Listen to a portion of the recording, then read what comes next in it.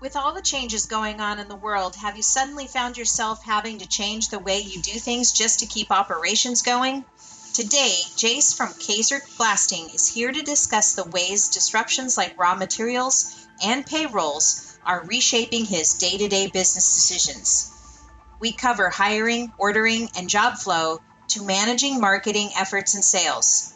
Is it a mad world out there, or simply a matter of changing the channel to a new station?